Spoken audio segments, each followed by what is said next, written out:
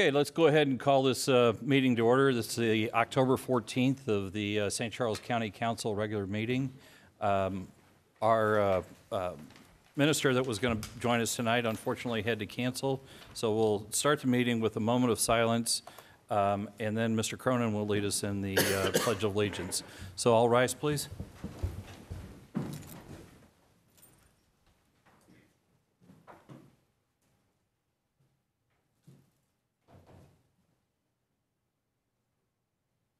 Amen. I pledge allegiance to the flag of the United States of America and to the republic for which it stands, one nation, under God, indivisible, with liberty and justice for all. Thank you. We'll have a roll call, please. Councilmember Joe Cronin. Here. Councilmember Joe Brazel. Here. Councilmember Mike Elam. Here. Councilmember Mike Klinghammer. Here. Councilmember Dave Hammond. Here. Councilmember Terry Hollander. Here. Councilmember John White. Here. Okay, thank you. First on the agenda tonight, we have a public hearing concerning the traffic regulations. Do we need a motion to actually open it, or? Okay. The hearing is in force now then. Does anybody have any questions, comments? Anybody from the audience that would like to talk about traffic regulations? Seeing none, is there a motion to close the public hearing? So moved. Second. Motion's been made and seconded. All in favor of closing the public hearing, say aye. Aye. Aye. Opposed, say nay. The ayes have it.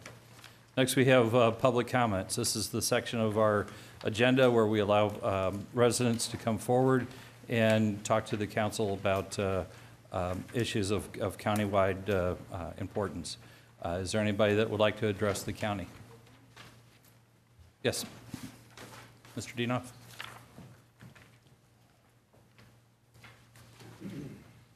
Thank you very much, Mr. Chairman. A.C. Dienoff, County Resident and County Public Advocate. Bid number 14/158 was dealt with at your last meeting, and that deals with Smartfield main terminal repair and renovation. The worth of the main terminal building is well below the $200,000, is well below $2,000, but yet you want to spend state and county funds of 10% on renovating a building that just isn't worth the cost of keeping up. On tonight's agenda is an additional addendum to the engineer and architect and for a water consultant in the tune of $19,902.19.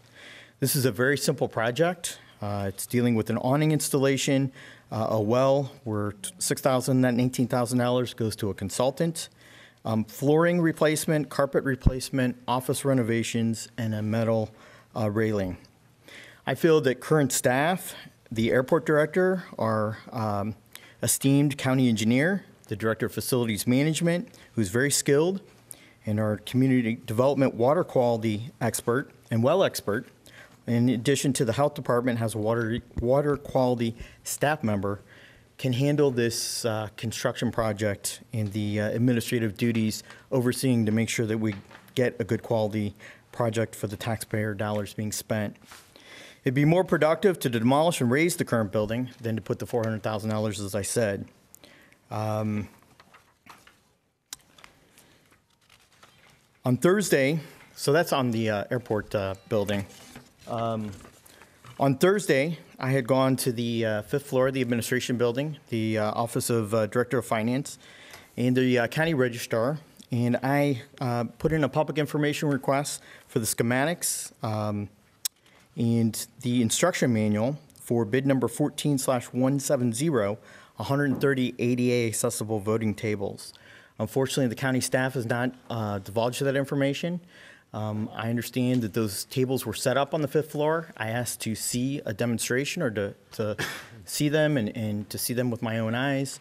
I was denied that access. I said that I'd be available on Friday, and nobody from the staff called me back. And I don't see the machines here in this room today.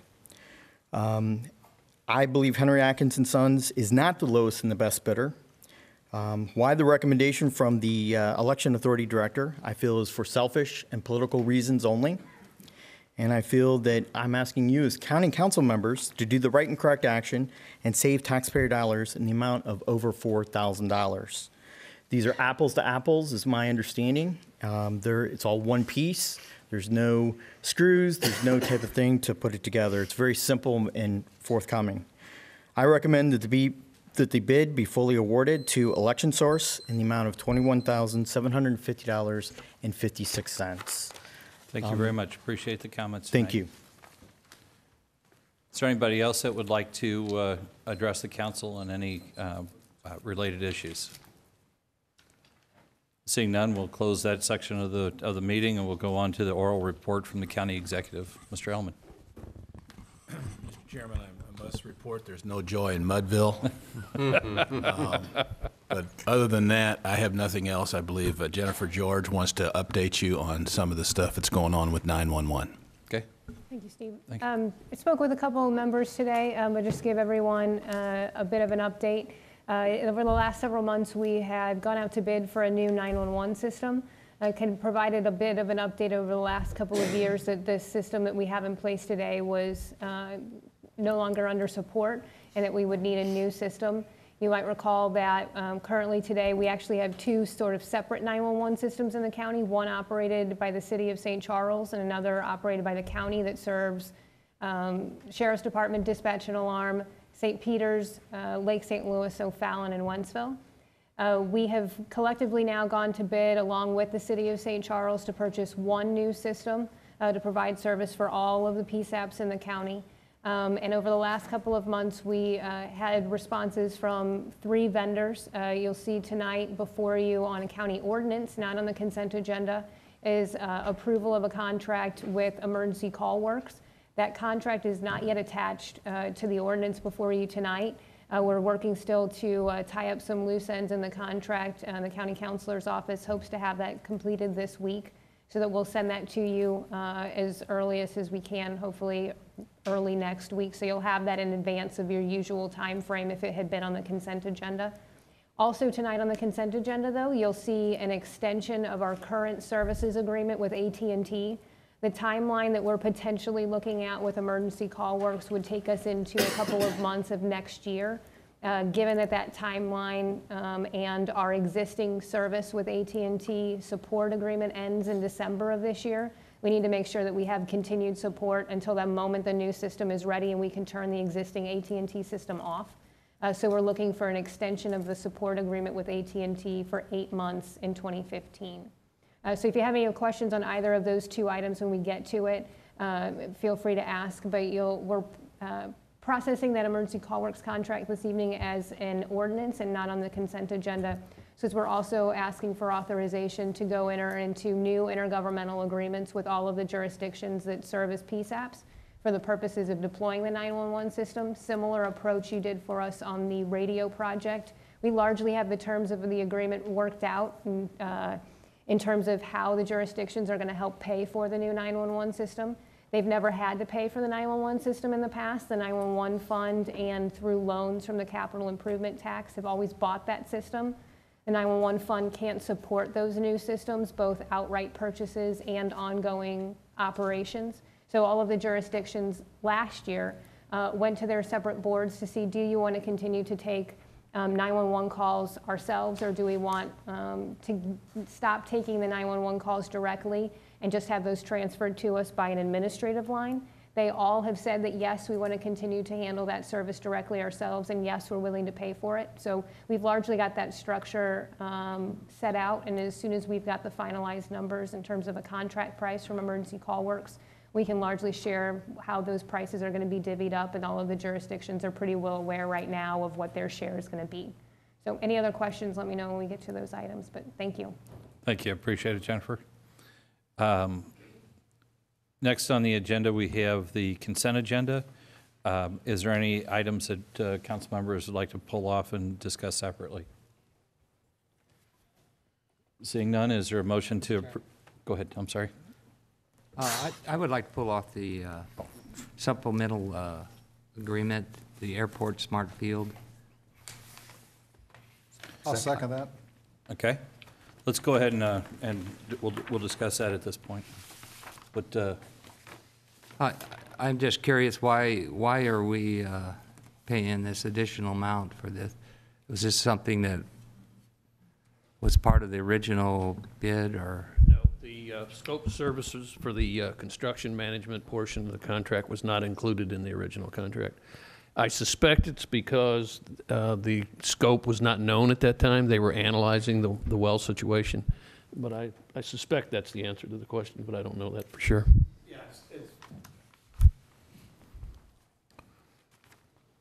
At the time of the original agreement, it was for design services only. We didn't really know what the project was going to be, so you can't really put a price on construction services when you don't really know what the project is. So now that the project has been identified and all the items of work have been detailed, now we have an opportunity for the consultant to negotiate the price with the consultant for those particular items of work. So it's kind of like hiring a painter to paint a house before you have house plans. You know, they can't really give you a price until they see what it is that they have to do, so. I mean, was there already specifications on what type of water purification, or was that already included in the original bid, or is that? Yeah, this is just for them to go out and inspect the work as it's taking place, document that all the right processes and products are used. The design specifications are established, and the contractor has bid on those specifications. So that project's ready to move forward. Now this is just wrapping up the loose end of having the proper inspection and reporting done on the project. I may not be explaining it. Yeah, I think you explained it pretty well, and I guess since this is state money, Yes. that they're going to want somebody specializing in that in order to approve it, because it's not Yes. something we could do in a house. Right. They look for people that are in this field. Shannon and Wilson is actually going to be working as a sub-consultant to JViation, doing the water and well. They're environmental engineers, so they'll be looking at that aspect of it. And then JViation will be looking at the rest of the construction that's taking place. Mr. Cronin? Is this something that's a requirement for us to continue to get the funding through the federal grants, federal and state grants for the improvement? This is the way MoDOT prefers it to be done, yes. Okay. Yes. Thank you. Just one quick question. I noticed that there was one or two sentences in there that said something to the effect that the existing well has been shut down and hasn't been used in several years, or a couple of years, I think it said. How are they getting water now? Bringing it in. There's no potable water down at the airport, and this is what we're trying to fix as part of this project. If you want drinking water, you have to bring it in. Okay. If you want to wash your plane, you bring in 55-gallon barrels and buy an electric pump. That's how we do it. Okay. But no, my understanding, I mean, just the water in that part of the bottoms, I used to live right upriver from there. You go 60 feet down with a point drill. We used to drive them with a sledgehammer. You got water. So this must be going down below the river water into some pretty good quality water if that well costs that much money. Well, yeah, I think they're calling for 80 feet, if I'm not mistaken. 80 feet deep with the well. Is that right, Dennis? 80 to 85 feet is what they're estimating the new well to be. Just 80 to 85 feet? And how much is this well costing? I don't remember offhand. It's a bunch, I think. Well, there's more than just the well. There's a purification water treatment system, too? There's water treatment system, there's piping. It's more than just drilling a simple well. Has that gone out to bid yet? Yes, It yes. has? Okay. Any other questions? We good for voting on it? Everybody? Yeah. Is there any other items that people would like to talk about off the consent agenda? Seeing none, is there a motion to accept the consent agenda as presented? Motion. Second. Motion's been made and seconded. All in favor of approving the consent agenda, say aye. Aye. Opposed, say nay. The ayes have it. Okay, next we have a resolution. If you'll read the resolution, please. Resolution 14-10, sponsored by Joe Cronin, a resolution reaffirming the council's support for the David Hochul Parkway project in Wentzville, Missouri.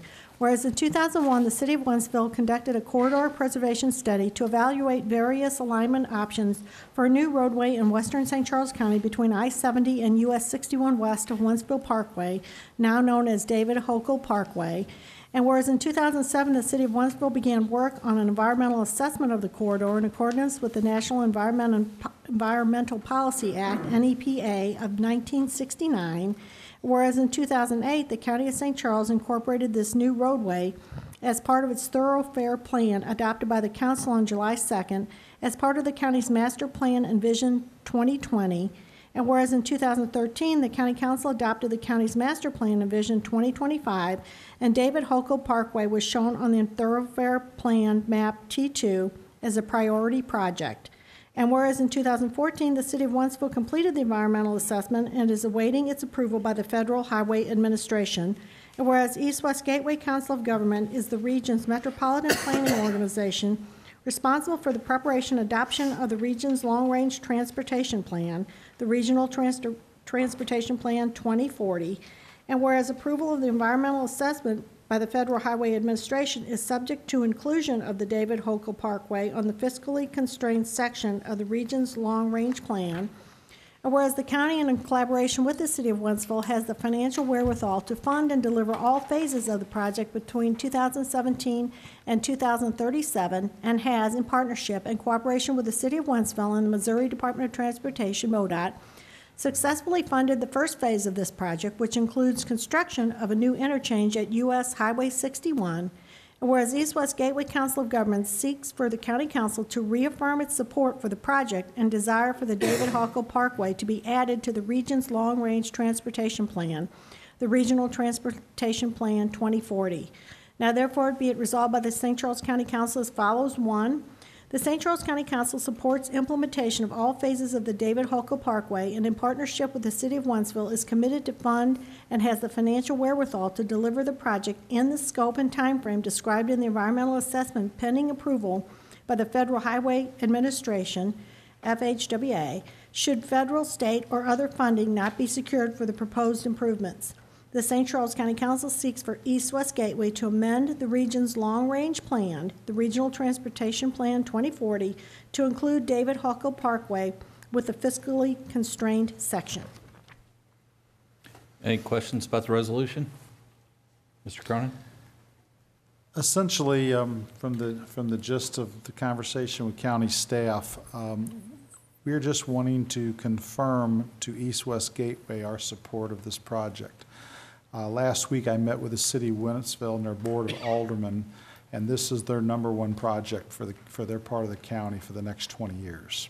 So this project going out up to 2037, and it was important, according to conversations I had with John Greifsue and Mr. Boehmer, that we commit as a county council in support of Wentzville on this project. I think that was a necessary requirement that East West Gateway wanted to put it as part of the transportation plan, and Mr. Boehmer, please correct me if I'm wrong. And I wanted to make sure that Wentzville was 100% behind this, and they pretty much clearly stated that this was very important to them. Essentially, it includes the new interchange at Highway P and 61 that we've talked about for the last few years to try to eliminate the deaths that are occurring there. New interchange west of Pierce between Forestell that might be happen or might not happen. Hopefully it will happen, but that's a lot of money and a lot of years down the road.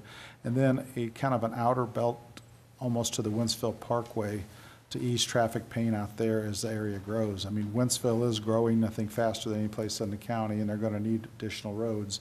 And this is just a long-range plan, pie in the sky, and this is what we'd like to see it look at in 2037. And I hope they can wheel me out there in 2037 for the ribbon cutting, okay? So, that being said, Mr. Boehmer, is there anything else I need to say, or is that sufficient? Yep.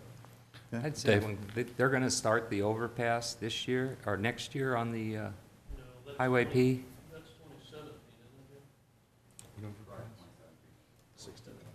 it? Okay. That's the one on P. Yes. Yeah. I was hoping they would start that sooner.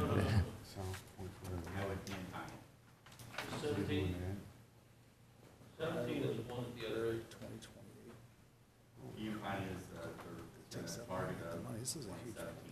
Could go early, right away. It's always a good hope. Mr. Chairman? Yes, sir. Yeah, the administration and the road board, I believe, is 100% behind this project, as I think you will be after you vote here. But it is going to take some heavy lifting by Councilman White and myself down at East West Gateway to get them to put it on the tip. they think Wentzville is way out there, and we've got to convince them that, that it's not. And I think we've got some good statistics to do that. Very good. Any other questions, comments? Call the vote, please. A resolution reaffirming the council's support for the David Hokel Parkway project in Wentzville, Missouri. Councilmember Cronin? Yes. Councilmember Brazel? Yes. Councilmember Elam? Yes. Councilmember Klinghammer? Yes. Councilmember Hammond? Yes. Councilmember Hollander? Yes. Councilmember White? Yes. Okay, thank you. The next on the agenda, we have bills for final passage. We only have one tonight. If you'll read that one, please. Bill number 4134, an ordinance authorizing the purchase of ADA accessible voting booths from Henry M. Adkins and Son Incorporated for use in elections. Okay. All right, this is the one that we had the questions about. I think it was Election Source had another booth that was a little bit less expensive. We've had information that's gone both ways about, we've gotten more information about the two different booths. Rich, do you want to come up and answer a few questions first? Thank you, Mr. Chairman. I'm really happy that you and Councilman Croman asked to have the booths brought to the county to look at. I also looked at, and the finance director also requested the warranty on both. The Election Source warranty is 5 years and very limited. The Atkins is a 10-year. It's much more extensive. The Election Source did not tell us how much it would cost. It wasn't even in the bid or the requirement. When we have to ship the equipment back to them to have it repaired, they do say it does need to be repaired, but the cost would be minimum, but it has to be shipped back.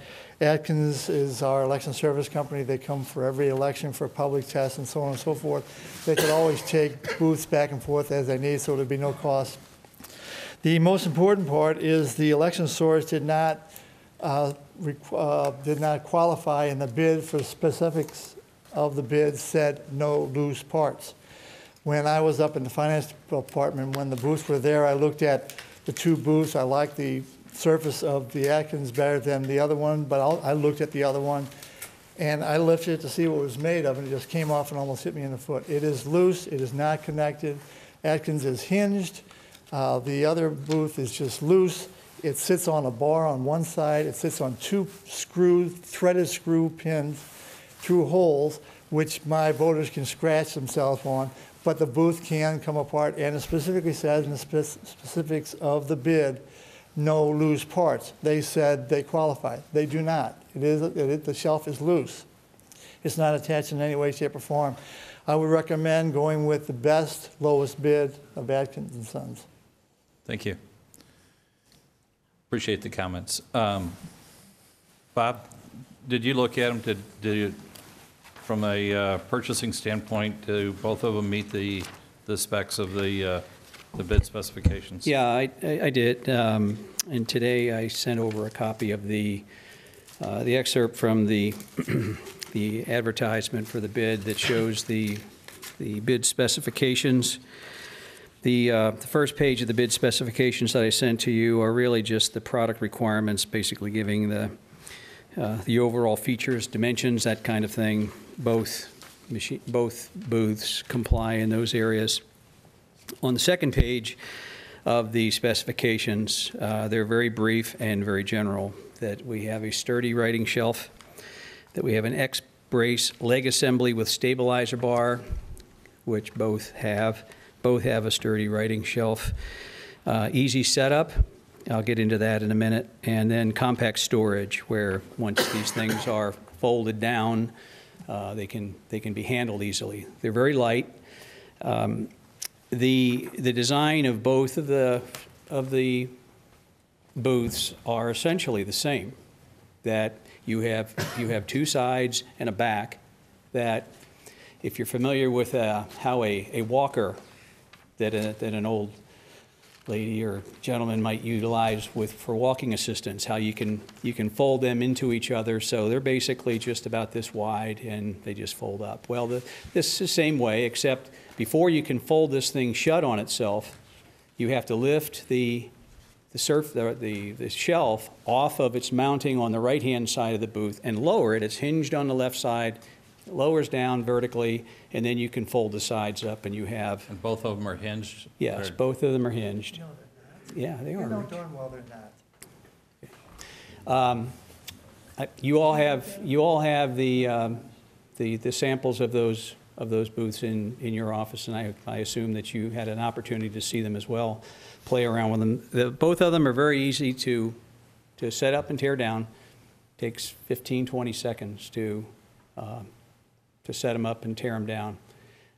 So identical, they're virtually identical in their design features. Aesthetically, they have some differences, yes. But the one design feature or one specification, rather, that I wanted to make mention of, too, Mr. Krismer mentioned that, is that before as well, that they are to have no loose mechanical parts. Neither one of these booths have anything loose or mechanical involved. If you were to take one of these booths and just hold it up by one end until you got it off the floor, it's all right there. There's nothing that you have to screw together, nothing you have to take apart. They are essentially one piece in design. Okay. I have a question for Bob. Yes, Mr. Cronin? I have a question for Bob, okay? I saw the domestic procurement portion of this bid, okay? The one bidder, one table has a specific sticker on it that says Made in America, okay? The other one does not, and it looks, I don't know how else to say this, it looks foreign made to me, okay? You know, you get by looking at stuff.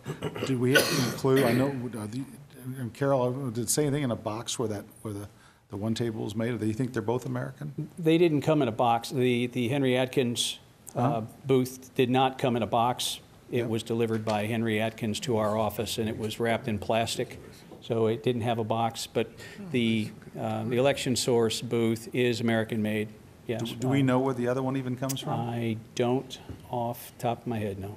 It's not got a Made in USA sticker I on like it the or Made in anything like USA that. sticker. Okay. Yeah. All right. I got a comment.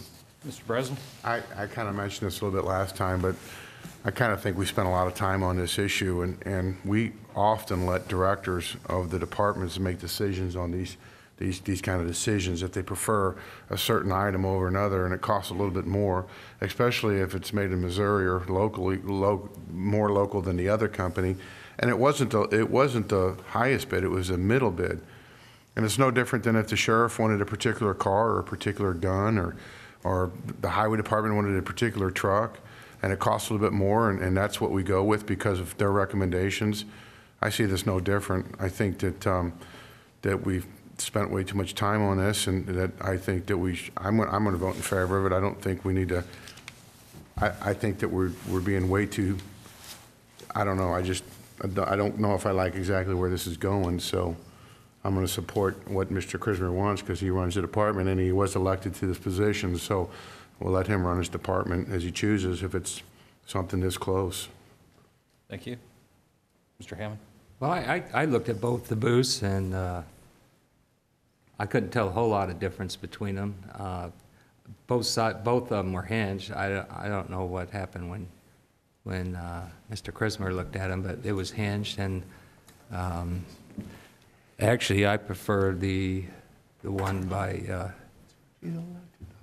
the Election Sources. It has large disabled insignias on both sides, where the other one just had a little sticker. As far as, I mean, I've been around building all my life, and I've done a lot of building, and I don't see the difference in cost for the Atkins one. Thank you. Any other comments? Joe does. Yeah. Joe? I think that finance has a legitimate concern. I hear that. I understand that Mr. Krismer is the elected official and he has concerns.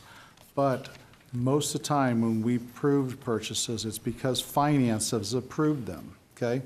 In this instance, I'm not thinking, what I'm hearing is finance isn't necessarily approving it. Long and short of it, we have a low bidder that's $3,000 cheaper with a known American-made product, okay? Okay, now if to me, I can't see spending $3,000 more for something that we don't know where it came from, and it doesn't look any better, okay? And I think that's one of the functions of this council, is to watch taxpayers' money. And I question a lot of things, and Sheriff Gillespie, I question him on a lot of stuff, okay? Not because I respect his opinion 100% with law enforcement, but I want to know that we're spending the taxpayers' money in a wise manner. And spending $3,000 more for a table that we don't know if it's made here or not, when we got a low bidder table that looks just as good and it's made in the United States, I can't go for that. I got to go with the American-made product, and I got to go with a low bidder to protect the integrity of the system that Mr. Schnarr is involved in. You don't know that it's not American-made, number one. Number two, it's got a 10-year warranty on the Atkins. They can bring it locally, they can deliver, pick up if they need repairs. This other one we have to ship. We don't know how much it's going to cost to ship this stuff back and forth over the years. Thank you, Rich. I got one other question real quick. This came in our packet tonight. It's a picture of a folding table with two privacy booths around it, three-sided. What is this? Does this meet the requirements? Because this is No, it does not. the The whole. reason- Just a minute, Rich. Okay, I'm sorry. This whole thing to me is absolutely ridiculous. Both of those tables down there are extremely wobbly. I don't know why anybody would put a $3,000 machine on either one of them. If you shake them, they're not stable. This table is 3 times as stable as either of those two, and you can get these wherever anybody can go pick these up. No, you're wrong. The tables you can access. The privacy screens do not fit around the voting machine because the finance director suggested that to me, so I went back to the office and took our privacy screens. It doesn't fit around the voting machine. Okay. It doesn't give privacy, so we're supposed to buy more and bigger privacy screens so we can buy a product that is 5 years younger with a smaller warranty specifications. And about the Made in America, he's just saying it's not Made in America. He doesn't know that. That's not what I've. And we're we've talking talked about that. we're talking about a 5-year Okay. difference in warranty, transportation for repair back and forth. Councilman my White question- picked up that booth and the shelf fell off. My It came question right was- off in his hands. My question was about using this type of table. The tables won't work. First of all, Because they of have what? to be specified to be high enough for the wheelchair. And you guys have to understand, you councilmen have to understand, these are ADA-supported booths and voting machines. If you don't want to give the people who are disabled in our county the right to vote, just like you're giving everybody else the right to vote, you're making Rich, a no- difference in $3,000, and you won't get them the best product that I determine is correct. No one has suggested that we're doing anything to eliminate. You want a cheaper No, sir. product, not the best product. Rich, you're I telling asked the it- people Rich, of this county you don't want the best product. You Rich, want I ask a simple question about this. that won't Thank work you. because the private screens. Mr. Brazel. Okay, The private screens don't fit. Mr. Brazel has the floor. All I'm going to say is, for those who are going to, if there are people who vote no for this for whatever reasons Mr. Cronin stated, let's make sure we have consistency, because over and over again, we've asked for, when we have cars, bids or whatever, if it's a little bit more and it's local, there's some people in this council that always push for local and spend a little bit more for local. And so if this is Missouri, is this a Missouri company, or where is this company? Atkins is the vendor. I don't know exactly where they're made. But the I think they might be made in Louisiana, but I'm not sure. But Where's Atkins? Pardon me? Where's Atkins? Atkins is in Clinton, Missouri. It's about 75 miles, about That's what 90 I. That's what miles Mr. Brazel's asking. That's what I was asking. southwest of Kansas City. But He's that's just what I trying was to make asking. sure it's Missouri. Yeah, it's Missouri, and it's if the service is better and stuff. Anyway, that's it. I mean, we've. Yep. Anybody else have any questions? Good. For the question. All right. Roll call vote, please. An ordinance authorizing the purchase of ADA accessible voting booths from Henry M. Adkins and Son Incorporated for use in elections. Councilmember Brazel. Yes. Councilmember Elam. Yes. Councilmember Klinghammer. Yes. Councilmember Hammond. No. Councilmember Hollander. Yes. Councilmember White. Yes. Councilmember Cronin. No. Okay, that passes. Finally. Next, we have bills for introduction. If you'll read the first one, please, 4135. Bill number 4135, requested by Wayne Anthony, sponsored by Joe Cronin, an ordinance granting conditional use permit 24117 for a lawn care service to North Point Prairie Development LLC and Stephen Todd. Any questions, comments about that? I have a question for Mr. Anthony or Mr. May.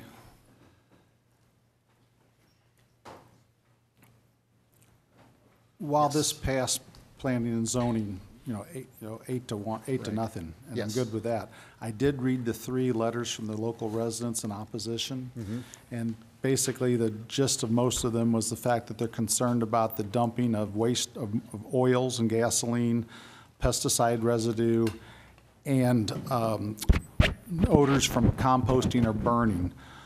Our existing ordinance, would they prevent that at that site, or are those particular concerns need to be addressed in a conditional use permit? All outdoor storage would be prohibited. Our ordinance differentiates between a lawn care business and a landscaping business. Okay. With the lawn care business, basically all you can do is cut grass, and you have to store you have to store vehicles inside of buildings. A landscaping business is more involved. It has outdoor storage of mulch and other machinery and things like that, but that would not be allowed on this site if this were to be approved. Okay, so those residents' concerns about odors from burning or composting or chemical residues, that's not allowed, period, anyway? Correct. Okay, that's all I needed to know. Thank you. Thank you, Mr. Cronin. Any other questions or comments? If you would read the next one, please. Bill number 4136, requested by Craig Takowski, sponsored by council as a whole, an ordinance authorizing the county executive to execute on-system bridge program agreement federal project BRM-5407616 with the Missouri Highways and Transportation Commission for allocation of funds for replacement of Hopewell Road Bridge over unnamed tributary to Darden Creek. Any questions or comments? Seeing none, if we'll move on to the next one. Bill number 4137, requested by Craig Tykowski, sponsored by council as a whole, an ordinance authorizing the county executive to sign documents related to acceptance of a deed between the county and the Missouri Highways and Transportation Commission for land at the highway maintenance shed site located on South Highway 94. Questions or comments? Seeing none, we'll read the next one. Bill number 4138, requested by John Greifsue, sponsored by council as a whole, an ordinance authorizing the county executive to execute a funding agreement with Missouri Highways and Transportation Commission for a county strategic highway road safety plan. Questions or comments? We got a question for John. Yeah, Mr. Brazel? John, I'm not going to let you come sit in here and not say anything. 14 counties in the state of Missouri, we're ranked in that 14 as the highest fatalities. Is that because of the population's higher? I think that's a big part of it. I mean, we also have quite a few letter number routes and rural roads, but I think it's the population is probably the biggest component of that. So do you know as far as the county goes, on what rural routes have more fatalities? Not offhand. That's really the purpose of this study. The state, in partnership with East West Gateway and the county, they've already done this plan in Jefferson County and St. Louis County. So we'd be the third in the metro area. And what they're looking at is a high level of identifying where those fatality accidents occur, whether on local roads or on state routes or city streets.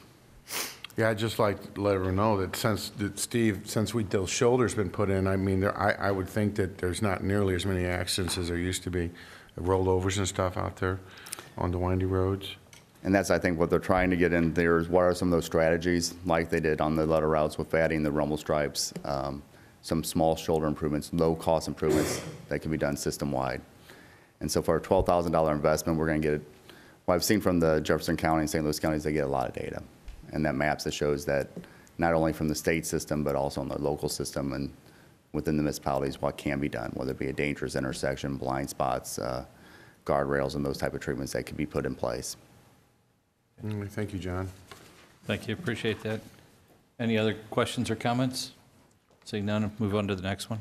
Bill number 4139, request by Karen Grimm, sponsored by council as a whole, an ordinance authorizing the county executive to execute contract agreement number MO-40-4 Mo 4014 with the Missouri Division of Workforce Development for receipt of funds up to the amount of $153,040.70 for various programs for the residents of St. Charles County.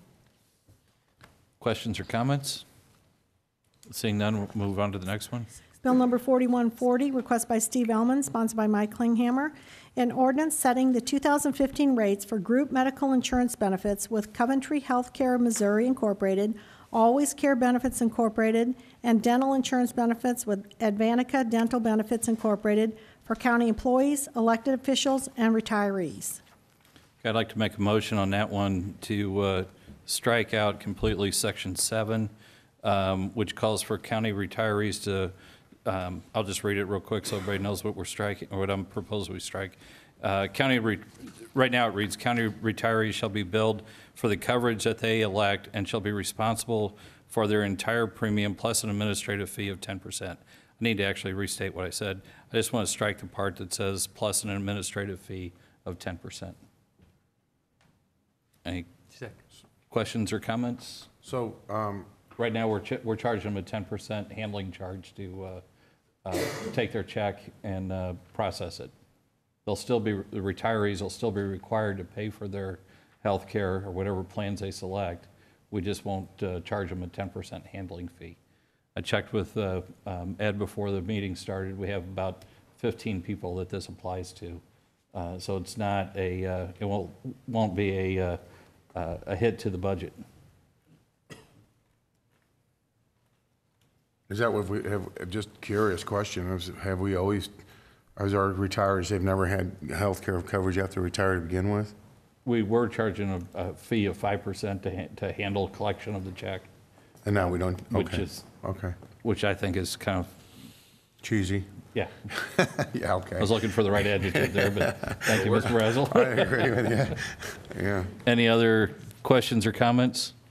I think Mr. Hammond seconded the motion to delete the portion that only says the administrative fee of 10%. So all in favor? Yep. All in favor of deleting that section, say aye. Aye. Opposed, say nay. The ayes have it.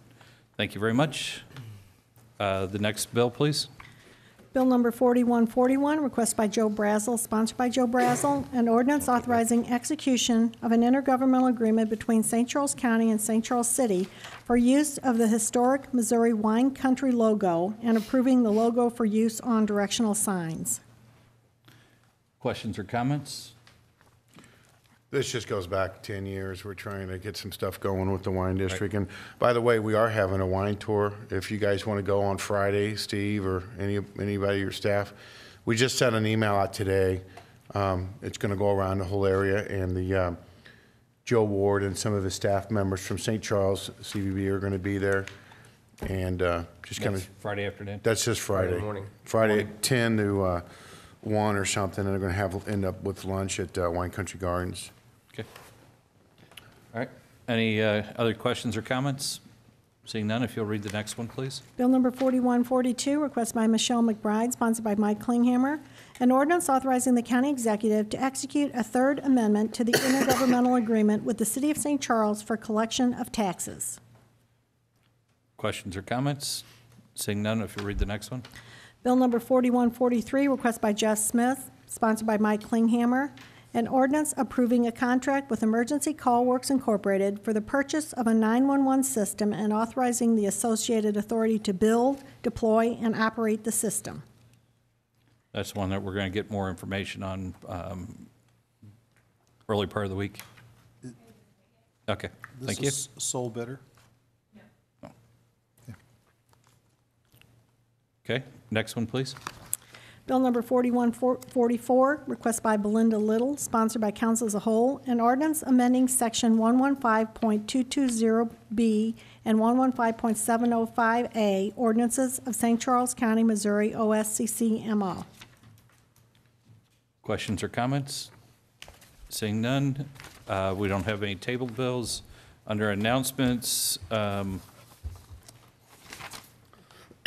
with it. We have, we're going to schedule budget work sessions for November 10th at 5:30, November 24th at 5:30, and December 1st at 5:30 also. I just want to make the council aware of that so you can put it into your busy schedules and start looking at the budget. It's going to, November 10th will come up in a hurry. What's the dates again, please? The 10th, the 24th, and then December 1st. What day is it, 10th? Monday. It's always before our regular Oh, meetings. okay, that's right, yeah. And we're going to meet at 5:30. Okay? Any other announcements or? No, I'd just like to thank Joanne and Steve and Carol for, that helped, keeping the bridge closure off for a couple weeks. The farmers did appreciate that. They called and told me they did, and so thank you for doing that. It started raining pretty much right away, but still, it was a effort, good effort. So, Okay, that concludes the meeting. Motion to adjourn? Motion. Motion's been made and seconded. All in favor, say aye. Aye. The ayes have it. Thank you very much.